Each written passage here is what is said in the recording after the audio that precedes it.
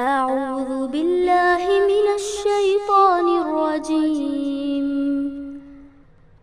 بسم الله الرحمن الرحيم. اقرأ باسم ربك الذي خلق. خلق الإنسان من علق. اقرأ وربك الأكرم. الذي علم بالقلم. علم الإنسان ما لم يعلم. إن الحمد لله نحمده ونصلي على رسوله الكريم أما بعد أعوذ بالله من الشیطان الرجیم بسم اللہ الرحمن الرحیم. دعا پڑھ لیتے ہیں. رب اشرح لی صدری ویسر لی امری واحلل عقدۃ من لسانی یفقهوا قولی. رب زدنی علما.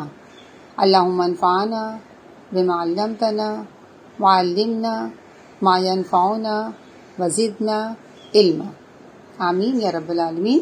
معزز خواتین، السلام علیکم ورحمۃ اللہ وبرکاتہ.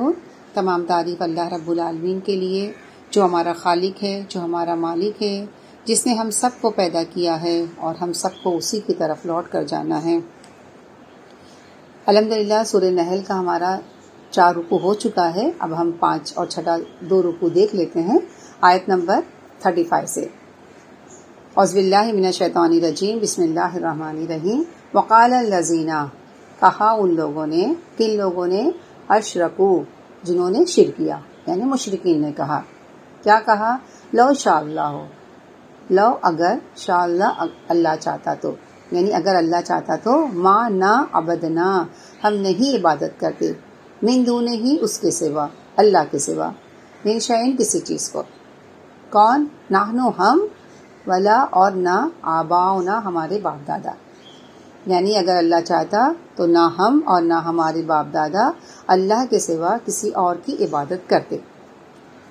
یہاں جو بتایا جا رہا ہے کہ ان کی انکار، جھٹلانے کا سبب مشرکین مکہ اپنے اوپر نہیں لیتے تھے. وہ کیا کہتے تھے کہ اللہ نے ہماری قسمت میں یہ لکھ دیا ہے. ہاں، یعنی غلط کام کرنے والے ہمیشہ یہی کہتے ہیں کہ اگر ہماری قسمت میں نیک لکھا ہونا ہوتا، اچھا لکھا ہونا ہوتا تو ہم بن جاتے. یعنی وہ ایک طریقے سے دراصل کہا جائے گا نا مذاق کے طور پر کہتے تھے. ہاں، اور یہاں جو ہے نا کیا نہیں کرتے، کس کی طرف اشارہ؟ شرک کی طرف اشارہ ہے. بتوں کو پوجتے ہیں، تو اس کی طرف اشارہ ہے. یہ اللہ تعالیٰ نے ہماری قسمت میں لکھ دیا ہے. اور کیا کہتے ہیں وہ لوگ؟ ولا حرمنا، اور نہیں ہم حرام ٹھہراتے، من دونہ ہی، اس کے سوا، یعنی اس کے حکم کے سوا، من شیئن کسی چیز کو. یعنی کیا مطلب ہوگا؟ اور نہ اس کے حکم کے بغیر، حکم کے سوا کسی چیز کو بھی ہم کیا کرتے؟ حرام نہیں ٹھہراتے. کذالک، اسی طرح. کس طرح؟ جس طرح ان لوگوں نے، مشرکین مکہ نے کیا. فعلا، کیا. کن لوگوں نے؟ الذین، ان لوگوں نے، من قبلہم، جو ان سے پہلے تھے. مشرکین مکہ، اہل مکہ کی طرف اشارہ ہے. یعنی ایسے ہی بہانے اس سے پہلے کے لوگ جو گزر چکے ہیں، ان لوگوں نے بھی کیا کیا؟ ایسے ہی کیا. ان لوگوں نے کیا بہانہ کیا تھا؟ مکہ والوں نے، اہل مکہ جو تھے وہ کیا بہانہ کر رہے تھے؟ کس چیز کو انہوں نے حرام ٹھہرایا تھا؟ سورہ نام میں گزر چکا نا، بحیرہ، صائبہ، ہام وغیرہ کو حرام کر رکھا تھا نا. تو میری بہنیں کیا ہوتا ہے معلوم ہے کہ ہر دور میں لوگ یہی کہتے ہیں. اور شیطان نے بھی کیا کیا تھا؟ الزام کس پر لگایا تھا؟ اللہ تعالیٰ پر لگاتا نا. فَبِمَا أَغْوَيْتَنِي، اللہ پر الزام لگایا. تو بات دراصل یہ ہے، اللہ تعالیٰ نے کیا کیا؟ آزادی دی ہر شخص کو، اختیار دیا ہے. چاہے تو اللہ کی بات مانے، چاہے تو نہیں مانے. ہاں، وَهَدَيْنَاهُ النَّجْدَيْنِ، ہے نا، دونوں راستے اللہ تعالیٰ نے دکھا دیا ہے. اب تمہارے اوپر ہے، اور تم غلط کام کر رہے ہو، اللہ پر الزام لگا رہے ہو. آگے فرمایا جا رہا ہے فحل، تو حل نہیں، اللہ اوپر، رسول تو نہیں ہے اوپر رسول کے، یعنی رسول کے اوپر نہیں ہے ذمہ داری. رسول پر کوئی ذمہ داری نہیں ہے. کیا ذمہ داری ہے؟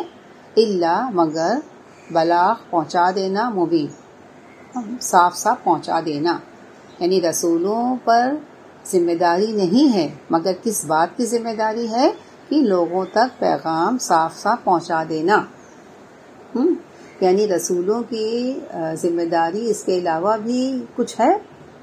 ہاں، فہل اللہ، کیا اس کے علاوہ بھی کچھ ہے کہ کوئی بات مانے یا نہ مانے؟ یہ رسول کی ذمہ داری نہیں ہے. کون اللہ کے رسول کی یہ ذمہ داری نہیں کہ ہاتھ پکڑ پکڑ کے لوگوں کو راستے پر لائیں، یا کوئی اگر بات نہیں مانتا ہے تو رسولوں سے پوچھ ہوگی. رسولوں سے پوچھ نہیں ہوگی. رسولوں کی ذمہ داری کیا ہے؟ صرف پیغام کو لوگوں تک پہنچا دینا. اس کے سوا رسولوں کی کوئی ذمہ داری نہیں ہے. آگے جو فرمایا جا رہا ہے وَلَقَدْ بَعَثْنَا، اور البتہ ہم نے بھیجا، فی کل، ہر امت، فی کل امت، ہر امت میں، فی میں، کل ہر امت، یعنی ہر امت میں ہم نے کیا کیا؟ بھیجا، رسولاً، ایک رسول. کیوں بھیجا رسول کو؟ اللہ تعالیٰ نے رسولوں کو ہر امت میں کیوں بھیجا؟ ہاں، حق اور باطل کو واضح کرنے کے لیے. اللہ تعالیٰ نے کیا کیا؟ جبر کا طریقہ اختیار نہیں کیا، جبر نہیں کیا، بلکہ کیا کیا؟ رسولوں کے ذریعے سے اللہ تعالیٰ نے لوگوں تک پیغام پہنچایا. یہ رسولوں کو بھیجنے کا مقصد تھا. اور رسول کو کیا تعلیم دے کے بھیجا گیا، یا کیا وحی کی گئی رسولوں پر؟ ان اعبدوا اللہ، کہ کیا کرو؟ اللہ کی بندگی کرو. اور ہر رسول نے کیا کیا؟ یہی پیغام لوگوں کو دیا. تمام لوگوں کو کیا پیغام دیا؟ ان اعبدوا اللہ، صرف اور صرف کس کی عبادت کرنا ہے؟ اللہ کی عبادت کرنا ہے. اور کیا کرنا ہے؟ بچنا کس سے ہے؟ وَاجْتَنِبُوا، اجتناب کرنا ہے. کس سے؟ طاغوت سے. یہ طاغوت کی بندگی سے بچو، یہ پیغام دیا. اور اللہ کی بندگی کرو. اب دیکھیں طاغوت جو لفظ ہے تو غین، یہ طغی، طغیان، سنا ہے نا، سرکش، طغیانی، یعنی کوئی بھی سرکش قوت جو بندے کو اللہ کی عبادت سے روکے، یعنی اللہ کے حکم کے اپوزٹ جائے، اللہ کے سوا جس کی بھی عبادت کی جائے، اللہ کے مقابلے میں، اللہ کے حکم کے آگے جس کی بھی بات مانی گئے، اس کے مقابلے میں وہ کیا ہے؟ طاغوت ہے. یہ لفظ گزر چکا ہے نا پہلے. اب چاہے وہ طاغوت ہمارا اپنا نفس ہو، ہمارے اپنے بچے ہوں، ہمارے رشتے دار ہوں، ہمارے پاس پڑوسی ہوں، ہمارا معاشرہ ہو، یہ تمام چیزیں جب اللہ کے مقابلے میں آ جائے اور اللہ کی بات کو ایک طرف چھوڑ کر اس کی بات مانی جائے تو وہ کیا ہے؟ طاغوت ہے. تو اسی لیے یہاں کیا فرمایا جا رہا ہے کہ اللہ کی عبادت کرنا ہے تو طاغوت سے بچنا پڑے گا.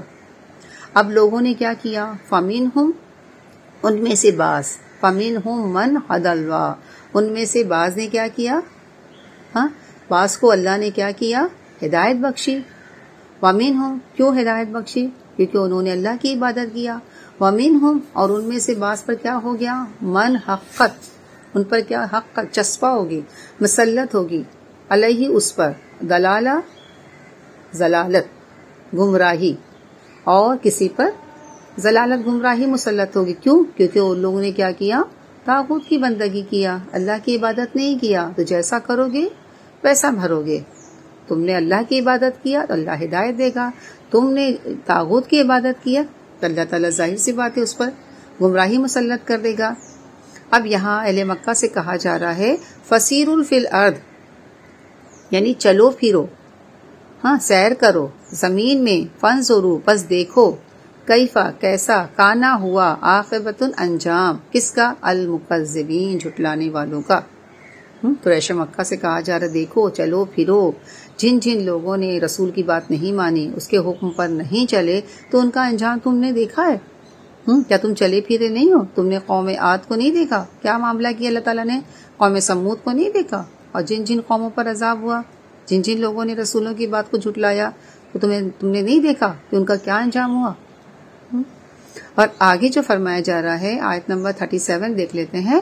ان تحرس، ان اگر، تحرس تم حریص ہو. حریص کس کو کہتے ہیں؟ حرص کس کو کہتے ہیں؟ شدید خواہش. اگر تم شدید خواہش مند ہو، یعنی منکرین کی ہدایت کے، جو لوگ انکار کرے ان کے لیے تم شدید خواہش مند ہو، علل خدا ہوں، ان کی ہدایت کی اگر تم شدید خواہش ہو، یعنی اے محمد صلی اللہ علیہ وسلم تم چاہتے ہو کہ ان کی ہدایت کے لیے تم کتنے بھی خواہش مند ہو جاؤ، کتنے بھی حریص ہو جاؤ، فَإِنَّ اللَّهَ بے شک اللہ تعالیٰ لا یادی نہیں ہدایت دے گا، کس کو ہدایت نہیں ملے گی، من یضل جس کو اللہ بھٹکا دے، اللہ جس کو بھٹکا دے تو تم کتنے بھی حریص ہو جاؤ، کتنے بھی خواہش مند ہو جاؤ، کیونکہ اللہ کے رسول صلی اللہ علیہ وسلم نرم مزاج تھے، اور سامنے کون تھا جس کو اب دعوت دے، ان کے اپنے لوگ تھے، ان کے اپنے بھائی بندو تھے، ان کے اپنے رشتہ دار تھے، ان کے اپنے خاندان کے لوگ تھے، ان کی اپنے قوم کے لوگ تھے۔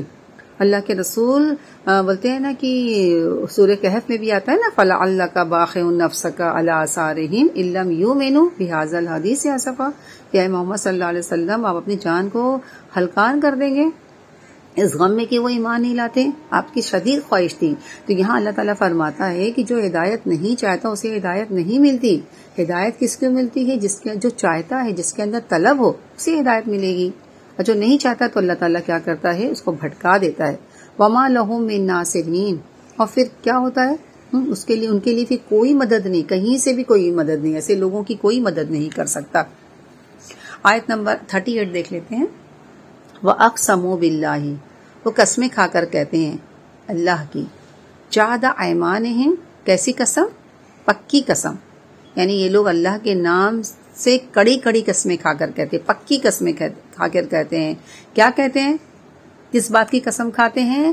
لا یبعث، نہیں اٹھائے گا اللہ کس کو؟ من جو یموت، جو مر جائے۔ کس بات کی قسم کھاتے ہیں؟ اللہ کسی مرنے والے کو نہیں اٹھائے گا، نہیں پیدا کرے گا، نہیں دوبارہ زندہ کرے گا۔ تو فرمایا جا رہا ہے کہ بلا، کیوں نہیں، وعدن، وعدہ ہے، یعنی کیوں نہیں اٹھائے گا، ضرور اٹھائے گا۔ وعدن علیہ، یہ تو ایک وعدہ ہے، علیہ اس پر، اس کے ذمے ہے، یعنی یہ تو ایک وعدہ ہے جو اللہ کے ذمے ہے، اور وہ وعدہ کیسا ہے؟ علیہ حقن، سچا وعدہ ہے، اسے پورا کرنا ہی ہے۔ کیوں نہیں اللہ تعالیٰ اٹھائے گا؟ ولیکن، لیکن اکثر لوگ، ولیکن لیکن اکثر الناس، لیکن اکثر لوگ کیا ہے؟ لا یعلمون، نہیں جانتے۔ کیا نہیں جانتے؟ کس بات کو نہیں جانتے؟ کہ اللہ تعالیٰ مرنے کے بعد دوبارہ زندہ کرے گا، اس بات کو اکثر لوگ نہیں جانتے۔ اچھا، اللہ تعالیٰ مرنے کے بعد دوبارہ کیوں زندہ کرے گا؟ تو وہ آگے بتایا جا رہا ہے، آیت نمبر 39 میں ہے، لیبینا، تاکہ اللہ تعالیٰ کیا کر دے؟ بیان کر دے، کھول دے، اس حقیقت کو کھول دے، لہم، ان کے لیے، الذی، وہ چیز، یعنی اس حقیقت کو کھول دے اس چیز میں، اس کے بارے میں، یختلفون، جس میں وہ اختلاف کر رہے تھے۔ یعنی یہ دوبارہ پیدا کر کے دوبارہ اٹھانا اس لیے ضروری ہے کہ اللہ ان کے سامنے اس بات کو، اس حقیقت کو واضح کر دے، بیان کر دے، کھول دے، جس کے بارے میں وہ کیا کر رہے تھے؟ اختلاف کر رہے تھے۔ کس کے بارے میں اختلاف کر رہے تھے؟ کہ دوبارہ پیدا ہونے کے بارے میں، یعنی مرنے کے بعد دوبارہ جی اٹھنے کے لیے، والبعث بعد الموت، اس بارے میں اختلاف کر رہے تھے نا۔ تو اللہ تعالیٰ کیا فرماتا ہے؟ تاکہ اللہ تعالیٰ اس حقیقت کو کھول دے جس کے بارے میں اختلاف کر رہے تھے۔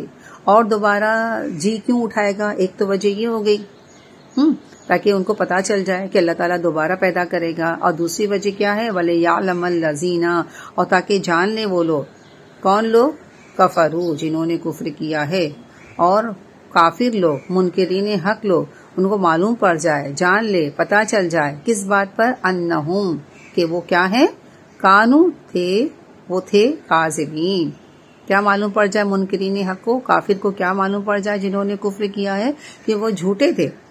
تو میری بہنیں، بات دراصل یہ ہے کہ آج دنیا میں حق اور باطل کے درمیان کہتے جتنی بھی بحث ہے، جتنی بھی اختلافات ہے، اس کا کہیں نہ کہیں تو فیصلہ ہونا چاہیے نا۔ دنیا میں تو فیصلہ نہیں ہوگا، ہر شخص اپنے آپ کو صحیح سمجھتا ہے، جو سچا ہے وہ تو اپنے آپ کو سمجھے گا، جو جھوٹے بھی ہیں وہ ایسے ایسے دعوے کرتے ہیں کہ آپ خاموش ہو جائیں گے، آپ چپ ہو جائیں گے، آپ کو لگے گا کہ وہ سچ بول رہا ہے۔ ہاں، تو اس کا فیصلہ دنیا میں کبھی نہیں ہو سکتا ہے۔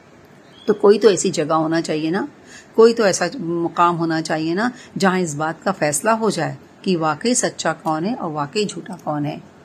آگے فرمایا جا رہا ہے، آیت نمبر 40 دیکھ لیتے ہیں، انما، بے شک، قولنا، قولنا بات ہماری، لشیئن کسی چیز کے لیے، اذا جب اردنا ہو، جب ہم اس کا ارادہ کر لیتے ہیں، کسی چیز کا ارادہ کر لیتے ہیں ان کے نقولا ہم کہیں لہو اس کو، کیا کہیں؟ کن ہو جا فیکون تو وہ ہو جاتا ہے. یعنی کیا مطلب ہوتا ہے کہ کسی چیز کا جب اللہ تعالیٰ وجود میں لانے کا ارادہ کرتا ہے تو اس سے زیادہ اللہ تعالیٰ کچھ نہیں کہتا ہے. کیا کہتا ہے؟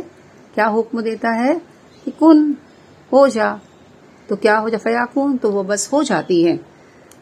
یعنی میری بہنیں، لوگ کیا سمجھتے ہیں نا کہ مرنے کے بعد انسان کو دوبارہ پیدا کرنا اور تمام اگلے پچھلے انسانوں کو، یعنی آدم علیہ السلام سے لے کے تا قیامت تک کے لوگوں کو بیک وقت جلا اٹھانا نا کوئی بڑا ہی مشکل کام ہے.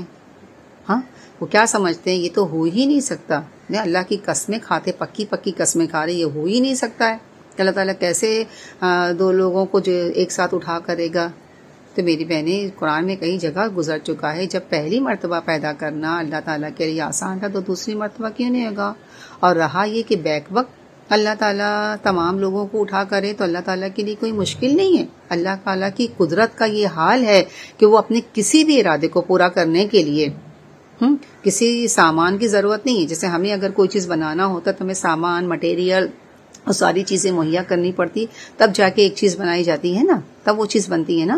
لیکن اللہ تعالیٰ کو کسی بھی کام کو پورا کرنے کے لیے کسی سر و سامان کی ضرورت نہیں ہے، کسی اسباب کی ضرورت نہیں ہے، کسی وسیلے کی ضرورت نہیں ہے. وہ کوئی چیز کا محتاج نہیں ہے. اس کا ہر ارادہ محض کیا ہوتا ہے؟ اس کا ایک حکم سے پورا ہو جاتا ہے. ہاں، اس کا حکم، ہاں، وہ اگر ایک حکم دے، ہاں، اس کا ایک حکم دے گا کن ہو جا تو تمام چیزیں ہو جاتی ہے. وہ اللہ رب العزت ہے، وہ اللہ رب الکائنات ہے، جس نے اس کائنات کو بنایا، ہم سب کو بنایا، ہر چیز کو بنایا، جو پہلی دفعہ تمام چیزوں کو بنا سکتا ہے، پیدا کر سکتا ہے. تو دوبارہ اس کا پیدا کرنا کون سا مشکل کام ہے؟ کوئی مشکل کام نہیں ہے نا. دیکھیں سورہ یاسین میں بھی آتا ہے نا، انما امرہ اذا اراد شیئا ان یقول لہ کن فیکون. یعنی اللہ جب کسی کام کا ارادہ کرتا ہے تو اس چیز کو کیا کہتا ہے؟ کسی چیز کو بنانے کا ارادہ کرتا ہے تو کیا کرتا ہے؟ کن، کن کہتا ہے، فیکون تو وہ ہو جاتا ہے. اللہ تعالیٰ کے لیے کوئی مشکل تھوڑی نہ ہے. رکوع 6 آیت نمبر 41. والذین، اور وہ لوگ جو جنہوں نے ہاجروا ہجرت کی، فی اللہ اللہ میں، اللہ میں مطلب اللہ کی راہ میں، اللہ کی خاطر، اللہ کی رضا کے لیے، من بعد اس کے، یعنی اللہ جن لوگوں نے اللہ کی خاطر، اللہ کے لیے ہجرت کی ظلم سہنے کے بعد، تو ایسے لوگوں سے کیا وعدہ کیا گیا ہے؟ لَنُبَوِّئَنَّهُمْ، کہ ہم کیا کریں گے؟ انہیں ضرور اچھا ٹھکانہ دیں گے. اور میری بہنیں، یہاں جو لفظ جو لا تاکید کے لیے بھی آیا ہے، البتہ ضرور ہے، اور اس کے بعد نُبَوِّئَنَّهُمْ میں نون مشدد بھی آیا ہے. یعنی ہم ان کو ضرور بضرور ٹھکانہ دیں گے. کیسا؟ کہاں؟ فی الدنیا، دنیا میں، حسنہ اچھا. یعنی دنیا میں بھی ہم انہیں کیا کریں گے؟ دنیا میں ہم ان کو اچھا ٹھکانہ دیں گے، دنیا میں بھلائی دیں گے. اول اجر الآخرہ، اور آخرت کا اجر کیا ہے؟ اکبر. یعنی اس کے تو کیا کہنے، آخرت کا اجر بہت زیادہ ہے، اور جنت کی شکل میں دیا جائے گا نا، اللہ تعالیٰ کا دیدار کرایا جائے گا. آگے فرمایا جا رہا لو کانوا یعلمون، کاش کہ وہ جانتے ہوتے. کون جانتے ہوتے؟ کفار، یہ وہ لوگ جو مسلمانوں کو ستا رہے ہیں اور اس بات پر خوش ہو رہے ہیں ستائے جانے والوں کا کہ وہ نقصان کر رہے ہیں. تو یہاں پر بتایا جا رہا ہے کہ وہ نقصان نہیں ہے، کیونکہ انہیں جلد ہی معلوم پڑ جائے گا کہ بہترین ٹھکانہ اور آخرت میں صحابہ کرام کے لیے ہوگا، مومنین کے لیے ہوگا. کیونکہ میری بہنیں، یہ ہو ہی نہیں سکتا ہے نا کہ کوئی شخص اللہ کی راہ میں قربانی کرے اور اس قربانی کی اللہ تعالیٰ قدردانی نہ کرے نا. لیکن اس کے لیے شرط کیا ہونا چاہیے؟ شرط یہ کہ فی اللہ ہی ہونا چاہیے نا، یعنی اللہ کے لیے. ورنہ دنیا میں بھی ہم دیکھتے ہیں کہ لوگ ہجرت کرتے ہیں، مائگریٹ ہوتے ہیں، ایک جگہ سے دوسری جگہ جاتے ہیں، کوئی جاب کے لیے، کوئی شادی کے لیے، کوئی اور بھی دوسرے کاموں کے لیے جاتے ہیں نا. تو یہ وہ ہجرت ہے، کیونکہ ہجرت اس میں جو ہے جیم رے ہجرا، چھوڑ دینا، اس کا مطلب چھوڑ دینا. کیا چھوڑ دینا؟ گھر بار، رشتے دار، ان تمام چیزوں کو چھوڑ دینا. کس کے لیے؟ اللہ کے دین کے لیے، اللہ کی خاطر، ہاں اللہ کی رضا کے لیے۔ تو یہاں جو ہجرت بتائی گئی وہ ہجرت حبشہ کی طرف بھی اشارہ ہے، اور نا مدینہ جب ہجرت کی گئی، دیکھیے ہجرت حبشہ جن لوگوں نے کی نا اس وقت صحابہ کرام 80 کی تعداد میں تھے۔ اتنا زیادہ قریش مکہ کی طرف سے مظالم ڈھائے جا رہے تھے، بہت زیادہ، یعنی اب صبر برداشت ختم ہو گیا، صبر سے برداشت کر رہے تھے لیکن اب بولتے نا صبر کا دامن ٹوٹ گیا تھا، اتنا زیادہ ظلم و ستم ہو رہے تھے۔ ہاں تو قریش مکہ نے انہیں اس قدر نشانہ ستم بنایا کہ ان کو اپنا گھر بار، مال، جائیداد، عزیز و اقربا سب کچھ چھوڑنے پر مجبور ہو گئے، اور اللہ کے دین کی خاطر اپنے وطن مکہ کو چھوڑ کر حبشہ کی طرف ہجرت کر گئے۔ اور پھر ہم یہ بھی دیکھتے ہیں نا کہ مسلمانوں نے جب مدینہ ہجرت کی، ہاں تو پھر کتنی بڑی تعداد میں لوگ ہجرت کر کے مدینہ گئے نا، تو مدینے والوں نے کیا کیا، بھرپور طریقے سے اللہ کے رسول صلی اللہ علیہ وسلم کا اور صحابہ کرام کا استقبال کیا، اپنی جان، اپنی مال، اپنی جائیداد، ہر چیز حاضر کر دی میری بہنیں، جس کی مثال ہمیں کہیں نہیں ملتی ہے۔ آگے جو فرمایا جا رہا ہے آیت نمبر 42 دیکھ لیتے ہیں کہ یہ اجر دنیا میں اور آخرت میں کس کو ملے گا، یہ انعام کس کو نصیب ہوگا؟ تو کس کو نصیب ہوگا؟ الذین صبروا، وہ لوگ جنہوں نے صبر کیا، وعلی ربہم، اور اپنے رب پر کیا کرتے ہیں، یتوکلون، بھروسہ کرتے ہیں، یعنی ایسا اجر انہیں کو نصیب ہوگا۔ آگے فرمایا جا رہا ہے آیت نمبر 43 دیکھ لیتے ہیں، وما ارسلنا، نہیں ہم نے بھیجا، من قبلک، آپ سے پہلے، اے محمد صلی اللہ علیہ وسلم ہم نے آپ سے پہلے نہیں بھیجا، ہاں الا مگر، کیا نہیں بھیجا؟ رسول نہیں بھیجا، الا مگر کن کو بھیجا؟ رجالن، مردوں کو بھیجا۔ کن کو بھیجا؟ آدمی لوگ کو بھیجا، یعنی ہم نے آپ سے پہلے کوئی رسول نہیں بھیجے، مگر جو بھی رسول بھیجے وہ رجال تھے، انسان تھے، مرد تھے، کوئی فرشتہ نہیں تھا، کوئی جن نہیں تھا۔ نو ہی ہم ان کی طرف وحی کرتے، نو ہی ہم وحی کرتے الیہم، ان کی طرف، یعنی پیغمبروں کی طرف۔ فاسألوا، پس پوچھ لو، کس سے پوچھ لو؟ اہل الذکر، ذکر والوں سے، اہل ذکر سے۔ یہاں ذکر سے مراد کون ہے؟ اہل علم سے پوچھ لو، ان کنتم، اگر تم، لا تعلمون، کہ تم نہیں جانتے۔ تو میری بہنیں یہ دیکھیے نا، مشرکوں کی ایک اعتراض کا جواب ہے نا، وہ کیا کہتے تھے، یہ جو رسول، جو اپنے آپ کو رسول کہتا ہے، یعنی محمد صلی اللہ علیہ وسلم کی طرف اشارہ ہے، یہ کیسے رسول ہیں؟ ہاں یہ ہماری طرح کھاتے بھی ہیں، پیتے بھی ہیں، چلتے بھی ہیں، زندگی بھی گزارتے ہیں، آخر ان میں اور ہے نا کون سی ایسی خوبی ہے، کون سی ایسی صفت ہے، کون سی ایسی، تو ہماری طرح کے ایک رسول ہے، ہم اسے اللہ کا رسول کیسے تسلیم کر لیں؟ تو اسی کا جواب دیا جا رہا ہے کہ آپ سے پہلے جتنے بھی رسول آئے محمد صلی اللہ علیہ وسلم، وہ کیسے تھے؟ وہ بھی تو عام انسانوں کی طرح تھے نا، وہ بھی مرد تھے۔ جتنے پیغمبر آئے، چاہے آپ آدم علیہ السلام سے دیکھ لیں، نوح علیہ السلام کو دیکھ لیں، ہاں موسیٰ عیسیٰ علیہ السلام کو دیکھ لیں، وہ سب کیا تھے؟ سب انسان ہی تھے نا، تو کوئی الگ سے تھوڑی نہ تھے، کوئی فرشتے تھوڑی نہ تھے، یا کوئی جن تھوڑی نہ تھے، کوئی نہیں تھے۔ تو یہاں ہے نا یہی، اور اس میں دیکھیے سورہ کہف میں بھی فرمایا جا رہا ہے نا، سورہ کہف میں کیا کہا جا رہا ہے؟ اللہ کے رسول صلی اللہ علیہ وسلم نے بھی، دیکھیے سورہ کہف میں آتا ہے، کبھی انہوں نے یہ نہیں کہا کہ میں کوئی الگ چیز ہوں، کوئی الگ مخلوق ہوں، کیا کہا؟ قل انما انا بشر مثلکم یوحی الی انما الہکم الہ واحد، یعنی میں بھی تمہاری طرح ایک بشر ہوں، اور تم میں اور مجھ میں کیا فرق ہے؟ یعنی ایک عام انسان میں اور ایک پیغمبر میں کیا فرق ہے کہ پیغمبر کی طرف اللہ تعالیٰ وحی کرتے ہیں، وحی کا نزول ہوتا ہے، اللہ تعالیٰ کے احکامات نازل ہوتے ہیں، بس یہی ایک عام انسان میں اور رسول میں فرق ہے نا۔ اور اگر تم کو یہ سب نہیں پتا ہے تو پوچھ لو، اہل علم سے پوچھ لو۔ یہاں اہل علم مطلب کس کی طرف اشارہ ہے؟ علماء اہل کتاب، یہود و نصارہ، علماء یہود و نصارہ کی طرف اشارہ ہے کہ اگر تم کو نہیں پتا ہے تو ان سے پوچھ لو، ان کو پتا ہے کہ پیغمبر کون تھے، پیغمبر ہمیشہ انسان ہی رہے ہیں، مرد ہی رہے ہیں، ہاں تو یہ کہا جا رہا ہے اگر تم نہیں جانتے تو کس سے معلوم کر لو؟ اہل ذکر سے معلوم کر لو۔ آگے آیت نمبر 44 دیکھ لیتے ہیں کہ ان رسولوں کو بھیجنے کا مقصد کیا تھا، کیوں ان رسولوں کو بھیجا گیا؟ ہاں بالبینات، بینات کے ساتھ، والزبور، اور زبور، صحیفے۔ یہاں بینات کے ساتھ مطلب، بینات کا مطلب ہوتا ہے ایک طریقے سے معجزہ، روشن دلائل، یعنی کھلی کھلی نشانیاں۔ اور جو یہ زبور آیا ہے، صحیفے، تو دراصل کیا ہے؟ یہ زبور کی جمع ہے، ہاں یہ صحیفے مطلب کتابوں کے ساتھ. ہاں زبور یہ زبور کی جمع ہے. اس کا روٹ ورڈ جو ہے نا زے بے رے. ہاں زبرا یعنی اس کا مطلب ہوتا ہے کتبہ. کتبہ مطلب لکھنا. لکھنا مطلب لکھی ہوئی کتابیں صحیفے جیسے صحف ابراہیم و موسیٰ.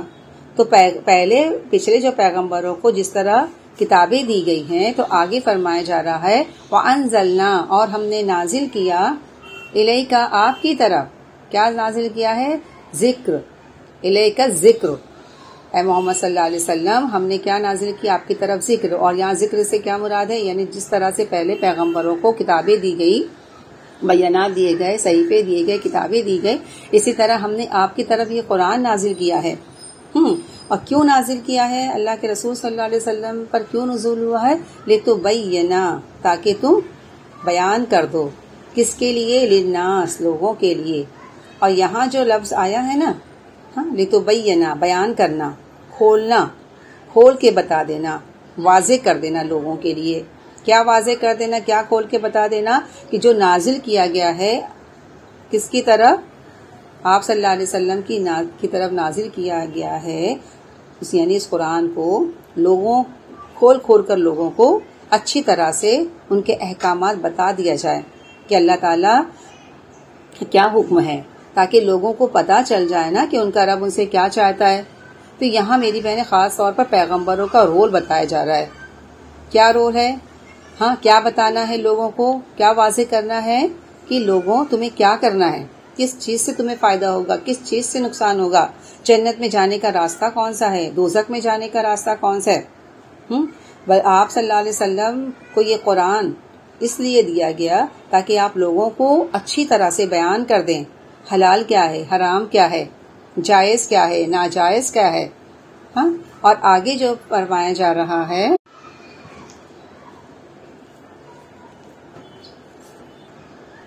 آیت نمبر 45 دیکھ لیتے ہیں.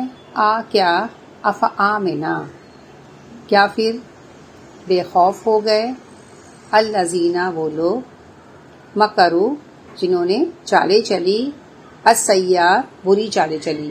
یعنی کیا یہ لوگ بے خوف ہو گئے، بے فکر ہو گئے؟ کیا یہ لوگ امن میں آ گئے؟ ہاں نڈر ہو گئے یہ لوگ. کن لوگوں نے؟ جنہوں نے مکر السیئات جنہوں نے چالیں چلی، جنہوں نے بری چالیں چلی. تو میری بہنیں یہاں جو لفظ ہے نا مکر، یہ کس کے لیے آتا ہے؟ خفیہ چال، خفیہ سازش کے لیے آتا ہے نا. اچھے کام کے لیے بھی آتا ہے، برے کام کے لیے بھی آتا ہے. لیکن جب انسان کے لیے جب یہ لفظ استعمال ہونا تو برے چال، برے مقاصد اس کے لیے استعمال ہوتا ہے. اور جب اللہ کے لیے استعمال ہو تو تدبیر کے معنی میں آتا ہے، تدبیر کے لیے. تو اشارہ ہے آپ صلی اللہ علیہ وسلم کی طرف. کیا ہے کہ کس چیز کی طرف اشارہ ہے؟ کہ صلی اللہ علیہ وسلم کے خلاف جو بھی یہ لوگ سازشیں کر رہے تھے، صحابہ کرام کے خلاف سازشیں کر رہے تھے، ہاں مشن کے خلاف یہ لوگ کیا کر رہے تھے؟ مشرکین مکہ سازش جو کر رہے تھے. تو یہاں یہ فرمایا جا رہا ہے کہ کیا یہ لوگ بے فکر ہو گئے اس بات سے ان یخسف اللہ ہو کہ اللہ دھسا دے انہیں بہم الارض زمین میں. کیا یہ اس بات سے بے فکر ہو گئے کہ اللہ انہیں زمین میں دھسا دے؟ اس بات سے بے فکر ہو گئے جیسے قارون کے ساتھ اللہ تعالیٰ نے کیا. اس کا مال اسے کوئی بچا سکا؟ کتنے مالدار شخص، شاید ہی دنیا میں کوئی اتنا مالدار رہا ہو نا. تو کوئی شخص دیکھے کتنا بھی مالدار ہو، ان سب کے لیے سبق ہے قارون کے انجام میں نا، کہ یہاں جو فرما وہ لوگ جو بری بری چالیں چل رہے ہیں، ہاں بری بری حرکتیں کر رہے ہیں، اس بات سے بے فکر ہو گئے ہاں کہ اللہ انہیں زمین میں دھسا دے گا. آگے جو فرمایا جا رہا ہے او یأتیہم العذاب یا آئے ان کے پاس عذاب من حیث جہاں سے وہ لا یشعرون جہاں سے انہیں کیا پتہ بھی نہ ہو، جہاں سے انہیں خبر بھی نہ ہو، وہاں سے ان پر عذاب آ جائے. جیسے دیکھیں میری بہنیں آل فرعون پر عذاب آیا تھا نا. کیسے آیا تھا؟ موسیٰ علیہ السلام ان کی قوم کو کیا کرنے گئے تھے؟ دبوچنے گئے تھے. انہیں پتا تھا کہ جہاں وہ جا رہے ہیں، ان کو پکڑنے جا رہے ہیں، تو وہاں اس سمندر میں وہ غرق ہو جائیں گے. انہیں پتا تھا کہ وہاں سے عذاب ان پر آئے جہاں سے ان کو شعور نہیں تھا. انسان کو پتہ نہیں چلتا ہے. ہاں تو یہاں فرمایا جا رہا ہے کہ انہیں ڈر نہیں لگتا کہ وہ کس کا مقابلہ کر رہے ہیں، وہ اپنے آپ کو اللہ کی پکڑ سے دور نہ سمجھے. پھر آگے جو فرمایا جا رہا ہے آیت نمبر 46 دیکھ لیتے ہیں. او یا خذہم، یا ان کو پکڑ لے، فی تقلبہم، ان کے تقلب میں. یہ تقلب جو ہے نا، تقلبہم، یہ جو لفظ ہے نا، یہ اس کا روٹ ورڈ ہے قاف لام بے. کیا ہوتا ہے؟ قلب، الٹ پلٹ. یہاں جو لفظ ہے تقلب، جو لفظ ہے اس کے معنی ہے حرکت، یعنی ان کی حرکت، ان کا چلنا، ان کا پھرنا، ان کا سفر کرنا، یعنی اس میں ساری چیزیں آ جاتی ہے. ان کی ایکٹیویٹی، ان کی سرگرمی، ان کی بھاگ دوڑ، ان کی کوششیں جو وہ اسلام کے خلاف کر رہے ہیں. تو یہاں یہ فرمایا جا رہا ہے کہ وہ بے فکر نہ ہو جائے. کیا اس بات سے بے فکر ہو گئے ہیں وہ؟ ہاں، اللہ انہیں پکڑ نہیں سکتا ان کی سرگرمی کرتے وقت، ان کا سفر کرتے وقت، ان کی ایکٹیویٹی کرتے وقت. اور آگے جو فرمایا جا رہا ہے فما ہوں، پس نہیں وہ بے معجزین، پس نہیں وہ عاجز کرنے والے. یہاں جو لفظ آتا ہے نا عاجز، ہاں، عین جیم زے، عجز و انکساری سنا ہے نا، عاجزی، یعنی کسی کام کو کرنے سے قاصر ہونا، کر نہیں سکنا. جیسے ہم کہتے ہیں نا میں تو اس سے عاجز ہو گئی، ناکام ہو گئی، مطلب ہیلپ لیس. اور اس عاجز کا اپوزٹ کیا ہے؟ قادر، یعنی کسی کام کے کرنے پر انسان یا تو قادر ہوتا ہے یا عاجز ہو جاتا ہے. تو کہا یہ جا رہا ہے کہ اللہ کو عاجز بنانے والے نہیں ہو، اللہ کو ناکام کرنے والے نہیں ہو، اللہ کو ہرانے والے نہیں ہو.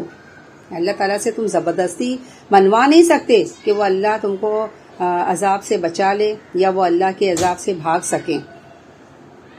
آگے فرمایا جا رہا ہے او یا خذہم، یا وہ انہیں پکڑ لے، اللہ پر تخوف، خوف کی حالت میں، یعنی آنے والی مصیبت پر بولتے نا کھٹکا لگا ہو کہ کہیں میری پکڑ نہ ہو جائے. آپ دیکھیں جو گنہگار شخص ہوتا ہے، جو مجرم ٹائپ کے جو شخص ہوتے ہیں نا، ان کے دل میں ایک طریقے سے ہر وقت ایک کھٹکا لگا رہتا ہے، خوف رہتا ہے. تو مشرکین مکہ کے ساتھ کیا ہوا؟ دیکھیں بدر میں کتنے بڑے بڑے سردار مارے گئے. اس کے بعد آئندہ کی جنگوں میں کیا کچھ ان کے ساتھ معاملہ ہوا. پھر آہستہ آہستہ جب مکہ فتح ہوا تو وہ سارے کہاں گئے؟ سب مٹ گئے نا میری بہنیں. تو بات یہاں کہنے کا مطلب یہ ہے کہ آج تم بڑی طاقت بنے ہو، آج تمہارے پاس پاور ہے، آج تم مسلمانوں کو ستا رہے ہو، ان پر ظلم کر رہے ہو، تم بے خوف ہو کہ تمہارے ساتھ کوئی معاملہ نہیں ہو سکتا ہے اور تمہاری کبھی شامت نہیں آئے گی.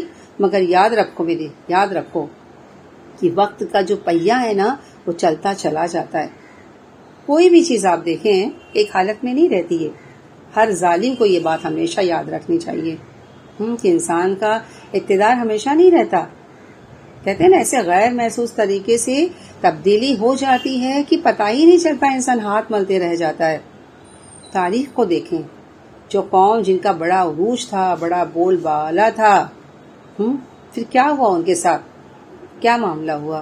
اسی طرح آپ دیکھ لیں، خاندانوں میں دیکھ لیں، بعض لوگ دیکھیں ایسے کہتے ہیں ایسے پاورفل ہوتے ہیں، بعض بزرگ ایسے ہوتے ہیں خاندانوں میں کہ اولاد تو چھوڑ دو، اولاد کی اولادوں کے فیصلے بھی وہ کر رہے ہوتے ہیں، پورے خاندانوں کے فیصلے کر رہے ہوتے ہیں. ان کے حکم کے بغیر کہتے ہیں نا کوئی کام نہیں ہو سکتا، چاہے شادی کا معاملہ ہو، چاہے موت کا معاملہ ہو، کاروبار کا معاملہ ہو، ان کی مرضی کے بغیر ایک پتہ نہیں ہل سکتا. تو کیا ہوا؟ ان کا اقتدار ہمیشہ باقی رہا، ہمیشہ وہ رہے، ان کا پاور ہمیشہ رہا نہیں. سب چلے جاتے ہیں.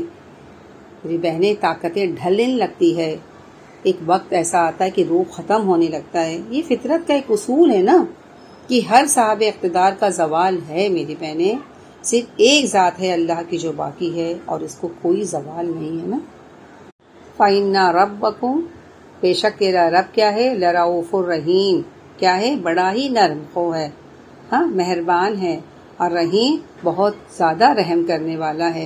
یعنی تمہارا رب کیا ہے، بڑا ہی نرم خو بھی ہے اور کیا ہے، رحیم بھی ہے. آیت نمبر 48 دیکھ لیتے ہیں.